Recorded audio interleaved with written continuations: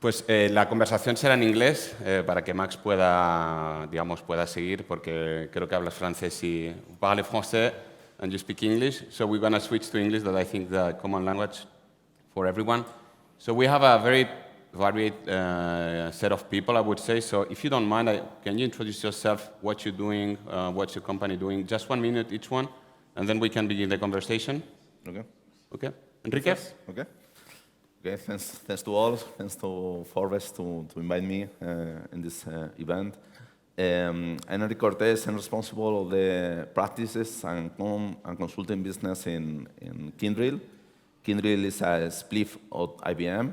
Okay, 4 years ago, IBM decided to split the service infrastructure business, and we, as independent company, we are the largest IT infrastructure services in the world. We have a huge presence in all the countries, but particularly in Spain. And what our mission? Our mission is to manage the complex system, the critical system in the largest companies that we have in our countries, and help to these companies in the digital transformation. Okay. José Antonio? Nice summary. Let's see if we can do the same. Well, well, thank you everyone. My name is José Antonio Pinilla. I'm the chairman and CEO of Aseco Spain Group. We're a multinational company, one of the top 6 best software developer companies in Europe. Our goal here in my company is to reach all solutions related in every sector related with artificial intelligence, cybersecurity, and digital workplace.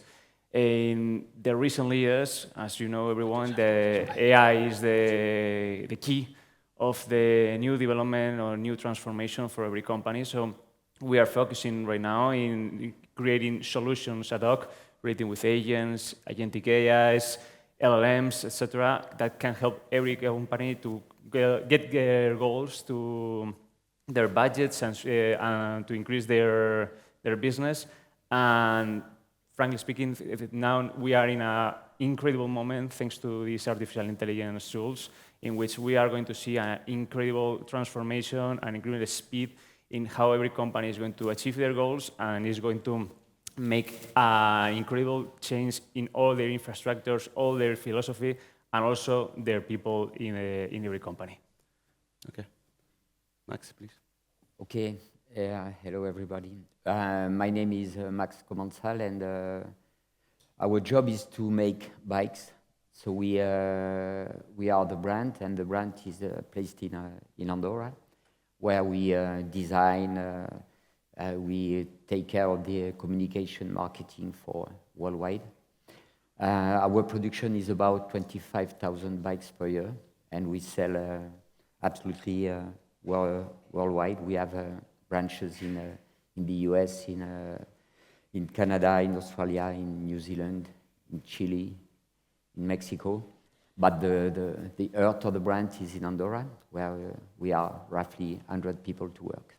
So it's a nice place to be, nice place to live, and I'm happy to reply to all the questions that can be answered to me.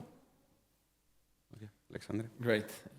First of all, thank you for the opportunity and thrilled to be here with this panel. So I'm Alex Marfine. I've been the CEO of CELAB for the last 5 years. CELAB is a CDMO of advanced therapies. To put it in simple words, we're a manufacturer of gene and cell therapies, and we produce this type of drugs for clinical trials and for pharmaceutical companies around Europe. We've been here now for 5 years. We are just 17 people. We don't have yet the sites in the US or in our countries, but we are in a good trend, and hopefully we will achieve amazing paths like Max or other companies here in Andorra that have this success story. Okay. Let's begin with you, Enrique and José Antonio. So we speak a lot about innovation and digital transformation, you know. It sounds like a cloud. Can you help us demystify what does it mean? How it's tangible? Sir? Yeah. Okay. Innovation and digital transformation is true that it's a word that we use, no? But sometimes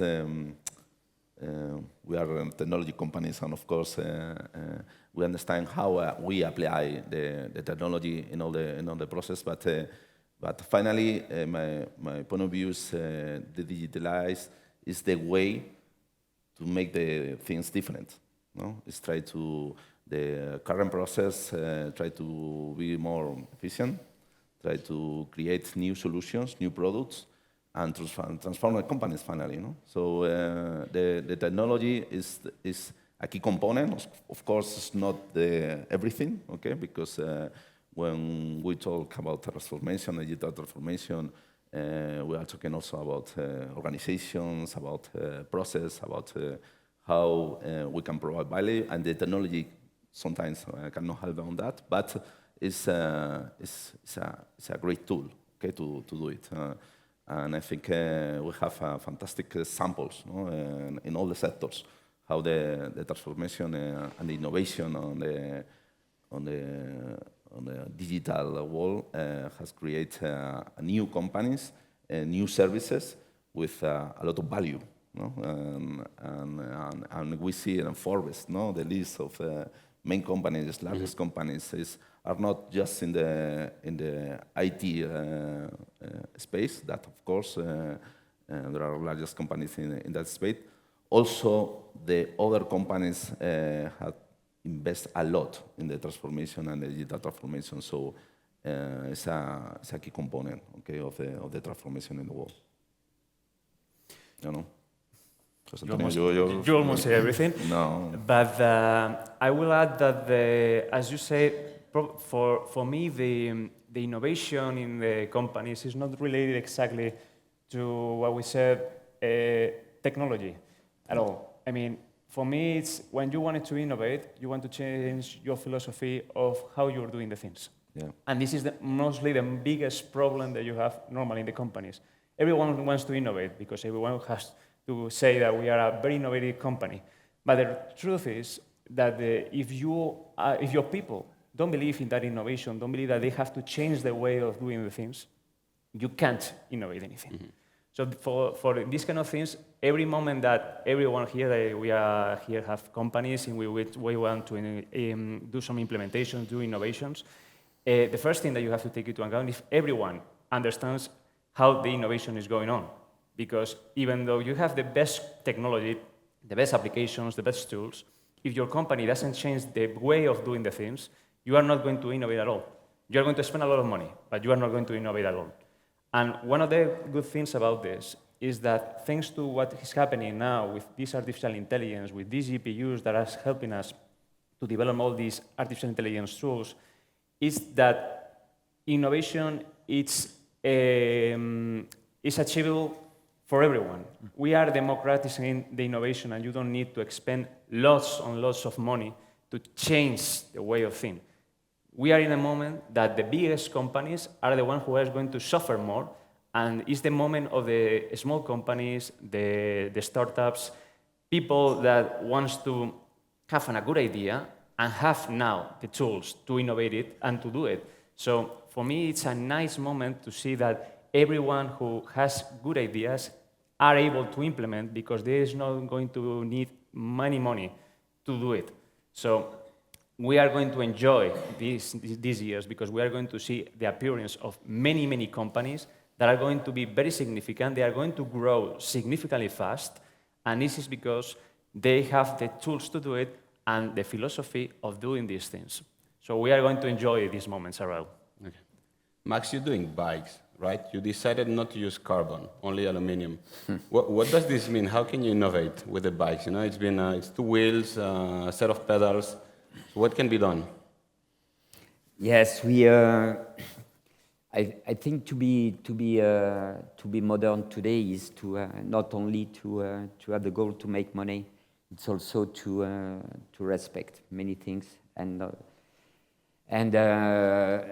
to make carbon frames today really is not something good, something nice. It's made in China by people with not really correct conditions. It's something made with petrol, with solvents, it's not recyclable, etc. So about this question of innovations, first, I want to say that in Andorra, always has been a super place to have the best internet connection since the beginning. I remember in the years 2010, okay, worldwide, okay, sometimes you had good or bad internet connection, but in Andorra it was always perfect, and it's super important for a company like us who has to work absolutely worldwide.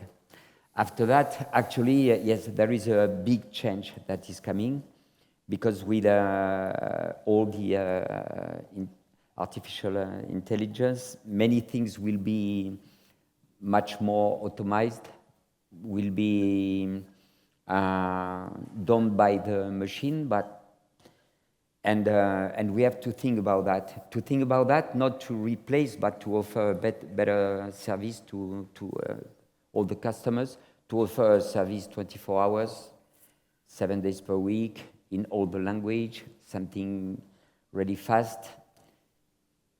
But what we are waiting for is not ready now. It's something that is in construction, and many startups work in their way, but we need something more global, and for the moment it's not ready. So I think that there is a big future for company will be able to bring to companies like us and like many others something consolidated.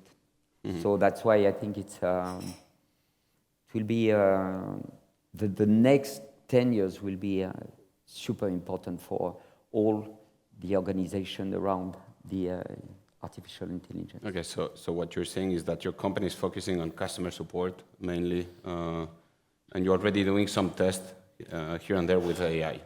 Yeah, to every for the accounting departments, for the logistic departments, for the creation department, for the sales department, for many things, many things. Okay, Alex, you're doing stem cells, right? So there's a lot of innovation going on. If you can speak a little bit about the company. Yeah.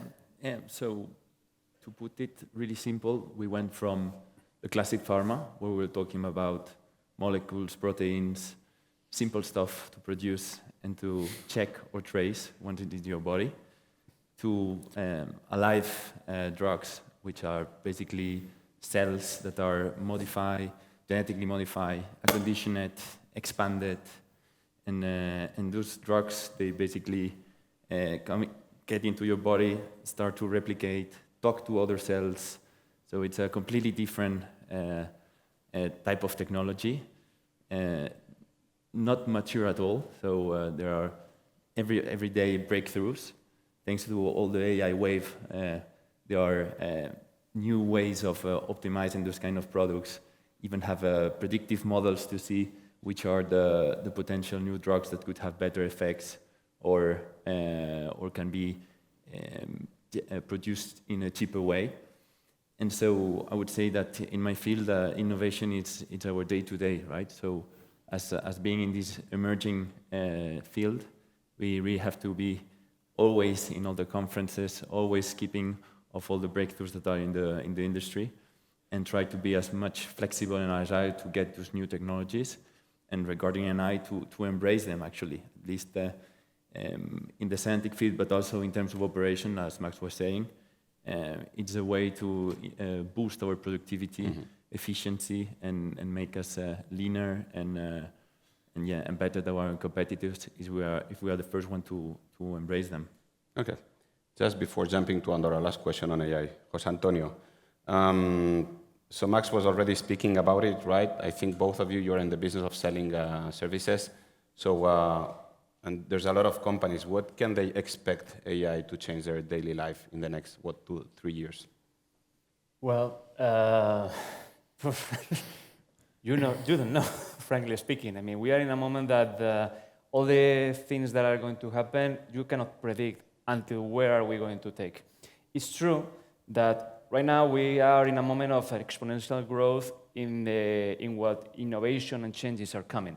But it's true that all these super training AI systems needs a lot of data. And as you know, there is now, we're in a moment that everyone, all the big companies are creating data centers around the world. You know that in Spain, we have Amazon, Google, AWS, everyone is now creating data centers. So the biggest problem that we are going to have in the future is that until the moment we have a new source of energy, there is a moment that we are not going to be able to grow more, because there is not going to be enough energy to supply all the energy needs for all those data centers. So this is why you see, for example, Elon Musk or all these guys in technology that are trying to make as fast as they can in research of new sources of energy, like hydrogen or whatever, because they need a new supplying for this future that is coming, and take into account that all this growth is going too fast. We are getting around out of time for saying that. I'm not saying that this is an emergency of energy, but we are going to this problem. So once we get to this, we get in the biggest part of the wave, and once we finish all this problem and we solve it, we could continue growing this way. But this is the problem of energy. But there is another problem. It's the problem of people. How many of you have heard that AI is going to destroy many work positions, many people are going to lose their jobs, etc. But it's not technically true. I mean, this is like, for example, when we talk about 200 years ago, when we got to the Industrial Revolution, or when the internet was coming, etc. Every moment of changing normally threats the status quo of everyone, and this is what is afraid. But I can say for you, for example, an example that we have in our own company, and we were discussing yesterday night. We have created an application, a tool that is able to do migrations or developments for any kind of applications, for any kind of legacy languages, etc. So my people, my developers, they don't need to develop anymore. I don't fire anyone. Why? Because they have to reconvert. In which thing? In someone who are going to review what the AI tool is going to do. They are going to become, instead of people that are programmers, they are going to be leaders of these projects in which they have to supervise that all the project is correct. So they have the know-how about how is the result has to be. And you cannot trust the AI 100%. And if you use ChatGPT, Gemini, or whatever you want, or DeepSeek, you will see that the answers are not perfect. And sometimes they lie. Why? Because the data could be erroneous, or the AI can have any kind of problem that don't give you the exact answer that you need. So this is the same. Imagine that, for example, one of you asks for, or even him, for something relation with health, for example, and you have a machine that is giving you the answer. You think that a doctor is not going to review that the answer is correct, the diagnosis is not correct. Of course he's going to do it. But what is winning with this? Speed. The good thing about this is that every project that is going to take you normally months or years is going to take you days, seconds, or just moments. And thanks to that, thanks to this, everything that we are going to do is going to be faster. And the people that normally has to do this job has to supervise that this job is done correctly. And this is why these AI systems are going to change this way of production, because we are going to be much more faster, and the people just have to reconvert in their own bosses of in these tools.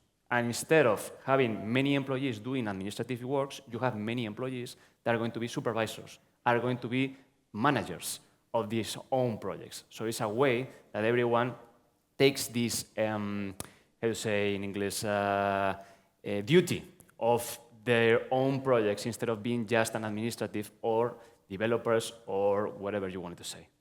Okay, Enrique, quickly. Yeah, okay. I got the time cut by 10 minutes, so we need to rush. Okay, now very fast. I agree with you, but I have an optimistic view about the energy problem. I'm sure that the technology will evolve, Probably it's going to be more efficiency, and new providers will find a way to solve the problems with energy. But I agree with you that the current situation we have a problem with energy. Regarding how we are transforming the human activity and the affair that there is that people will lose the jobs. I think we are in the same situation than in the Industrial Revolution in the 19th centuries, that with the start of the machines, with the genes, the steam engine, the people start to fight against the machines, but this is something that you cannot stop. You cannot stop, and of course, finally, we'll find a way to give to all the workers a new job, a higher value job. Other example was I remember in the financial and the banking sector, with the cash machines. There was a fear, okay, we are going to lose a lot of jobs for that, but finally it's not. You are giving better services to the citizens, to the customers, and you are employing your capabilities in a better way. It's my view. So let's jump to Andorra as a hub. Okay, Max, you've been there for more than 20 years, right? I think you're the trailblazer in Andorra. Alex been there also for more than 10 years. How do you see change? Has it changed a lot the country in those 20 years? Yes, for sure. But the main thing is still there. To speak to, it's a super nice place to live, and it's still the same than it was 10 years or 20 years ago. Things are changing for sure, but I think in the right direction.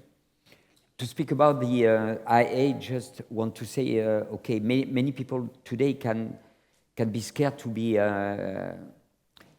lost with the IA. Okay, we have to be quite no stress with the IA. It's something that is coming step by step. It just can be for each work in the companies, can be just your assistant. Someone that is not physical, but you can discuss with him, you can ask questions, okay, and step by step it's something that will help you step by step. And also something new is coming is that you can discuss. It's conversational, it's something, and you step by step you can be used to work without, and that will come and that will help out. Important to not to go too fast, and so to finish and to say about Andorra, our job is we are French, but France is only 8% of our business. We do business worldwide, and I'm sure that Andorra is one of the best places in the world, and I know the world. I have the chance to travel a lot, and I am sure that it's one of the best places to have an international company, for many reasons, for the quality of life, for the mountain, everything, security, for the tax also. When you start a company, you have more chance to succeed if you have not too much taxes. So, sorry, Max. Okay. They're asking me to. It's 15 minutes less, right? Okay. So thank you. Thank you for. Thank you. So is the next panel going on? Okay. Sí? Bueno, pues ya está. Thank you. Thank you very much. It was 15 minutes shorter than expected, so we could not cover all topics. If you want to speak with us, we'll be over there. So thank you. Thank you for coming. Okay. Okay. Ja em sap greu, ens hem tallat.